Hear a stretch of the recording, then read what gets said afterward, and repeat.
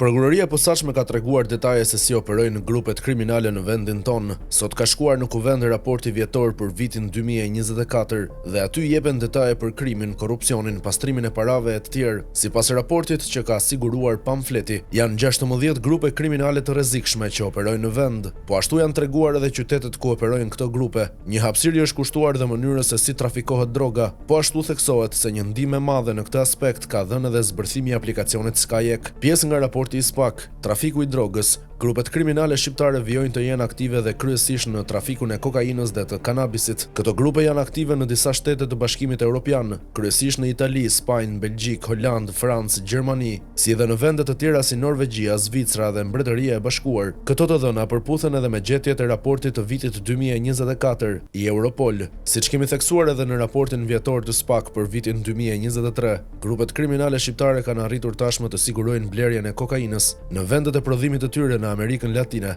Kokaina kryesisht porositet në sasi të konsiderueshme në Bolivi, Meksik, Peru, Ekuador dhe Paraguay. Shtetat shqiptar antar të grupeve kriminale shqiptare me banim në Brazil, Paraguay, Ekuador dhe Surinam, në disa raste në role drejtuese të grupit kriminal, ose në disa raste në role dytësore, kryesisht koordinuese, ndjekin të gjithë procesin e transferimit të ngarkesës nga vendi i origjinës deri në destinacion. Këto dërgesa kalojnë në BE dhe Ballkanin Perëndimor, kryesisht në përposhtet hyrëse si Gioia Tauro, Itali, Rotterdam, Holand, Antwerp, Belgjik, Algeciras, Spanjë, Pire, Greqi, si dhe nëpërmjet porteve të Durrësit, Shqipëri dhe Tivarit, Malizi. Shumë prej eksponentëve kryesor të këtyre grupeve janë vendosur në Dubai të Emirateve të Bashkuara Arabe, megjithse në një shkallë më të ulët. Grupet kriminale shqiptare janë gjithashtu të përfshira në kontrabandën e qenjeve njerëzore dhe krimin kibernetik, të cilat janë pjesë të tregjeve ndërkombëtare të BE-s, Mbretërisë së Bashkuar dhe Shteteve të Bashkuara të Amerikës. Grupet kriminale me rrezikshmëri të lartë, sipas vlerësimit të brendshëm të SPAK, janë identifikuar rreth 16 grupe kriminale me rrezikshmëri të lartë shoqërore,